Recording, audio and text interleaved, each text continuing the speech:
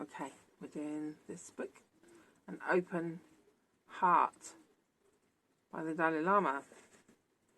We are on Meditation, a Beginning, which is page 45, the beginning of that. I'm going to try and do another chapter now. I've just done one, but I'm worried that, something will kick off and then I won't be able to keep doing it. So knuckle down, Andrea, you're going to do it. Right.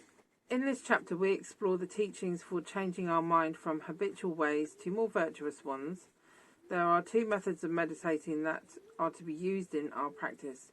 One, analytical meditation, is the means by which we familiarise ourselves with new ideas and mental attitudes, and the other, settled meditation, focuses the mind on a chosen object. That is the absolute essence of Buddhist meditation. Although I say Buddhist, I mean Tibetan Buddhist meditation. Other meditations are slightly different. Although we all naturally aspire to be happy and wish to overcome our misery, we continue to experience pain and suffering. Why is this? Buddhism teaches us that we actually conspire in the causes and conditions that create our unhappiness and are often reluctant to engage in activities that could lead to more long-lasting happiness. We actively conspire in the causes and conditions that create our unhappiness. We really are idiots. And are often reluctant to engage in activities that could lead us to a more lasting happiness. Hello, eating. How can this be? In our normal way of life, we let ourselves be controlled by powerful thoughts and emotions, which give rise to negative states of mind. We allow ourselves. I think sometimes that's true, and sometimes we are overcome, as our realities shift and things like that. Sometimes we have these experiences that either shut us down or open us up. So I don't know. I think it's a bit of both. Conscious and unconscious. All unconscious. It is by this vicious circle that we perpetuate not only our unhappiness but also that of others. We must deliberately take a stand to reverse these tendencies and replace them with new habits.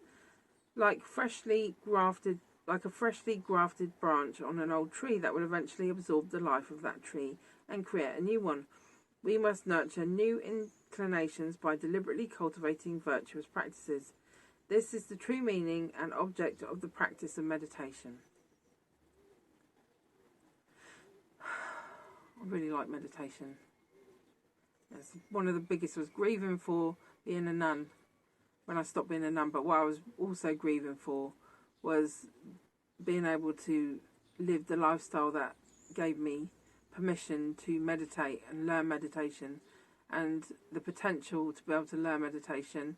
And even though I knew I wasn't ever really going to learn it in the NKT, because no one has got enough experience to really help me learn it and guide me, the potential that possibly I could have met somebody was another reason why I was grieving so hard. Contemplating, but now I can go into it another time. Contemplating the painful nature of life, considering the methods by which our misery can be brought to an end, is a form of meditation. Contemplating the painful nature of life, considering the methods by which our misery can be brought to an end, is a form of meditation. This book is a form of meditation. The process by which we transform our more instinctual attitude to life, that state of mind that seeks only to satisfy desire and avoid discomforts, is what we mean when we use the word meditation. We tend to be controlled by our mind, following it along its self-centered path. The meditation is the process whereby we gain control over the mind and guide it in a more virtuous direction.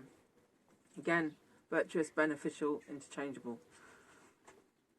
Meditation may be thought of as a technique by which we diminish the force of old thought habits and develop new ones. We thereby protect ourselves from engaging in the actions of mind, word, or deed that lead to our suffering. Such meditation is to be used extensively in our spiritual practice. Liberally. Spray it everywhere. Oh, that coffee's gone cold. This technique is not in and of itself Buddhist. No, because it's just general, everyday, how you change anything really. You have a think about it, and then you change it. Just as musicians train their hands, athletes their reflexes and techniques, linguists their ear, scholars their perceptions, so we direct our minds and hearts. Familiarising ourselves with the different aspects of our spiritual practice is therefore a form of meditation. Simply reading about them once is not of much benefit. If you are interested, it is helpful to contemplate the subjects mentioned, as we did in the previous chapter, with the non-virtuous actions of senseless talk, and then research them more extensively to broaden your understanding. The more you explore a topic and subject it to mental scrutiny, the more profoundly you understand it. Oh, here comes Amma. This enables you to judge its validity. If through your analysis you prove something to be invalid, then put it aside. However, if you... Look, this is interesting. However, if you independently establish something to be true, then your faith in that truth has powerful solidity. You must believe in yourselves. You must trust your own mind and your own feelings. Otherwise, you don't have any powerful solidity. It's very interesting to me. This whole process of research and scrutiny should be thought of as a form of meditation. How long will it be? 6:50. The Buddha himself said, "O monks and wise ones, do not accept my words simply out of reverence." Gosh, there's so many people out there like, "Oh, I've said it, therefore it is holy."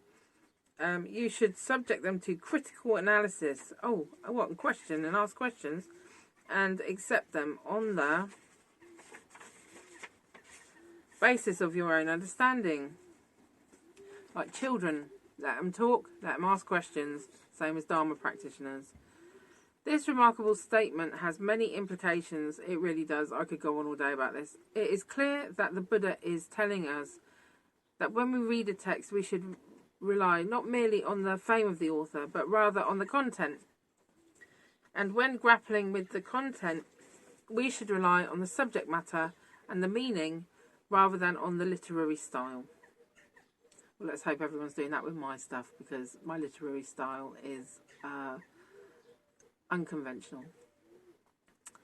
When relating to the subject matter, we should rely on our empirical understanding rather than on our intellectual grasp.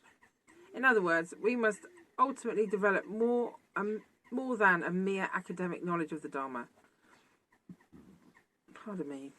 Sorry about that. It's very easy to think, I know the 12 this, the 3 them, I know I can recite this, I can recite that, and I think in the monasteries that was probably a massive problem. But people like me who now are not in a monastery, we don't have to worry about any of that. We can just work on our own shit. We must integrate the truths of the Buddha's teachings into the depths of our very being. And again, he's talking about Buddhas, and this is wisdom, compassion. These are the not just the words or the moral, like the rules. Is integrating Buddha, so that they become reflected in our lives. Compassion is of little value if it remains an idea. It must become our attitude towards others. Reflected in all our thoughts and actions, and the mere concept of humility does not diminish our arrogance. It must become a state of being. What's the time? Oh, okay. I need to stop there.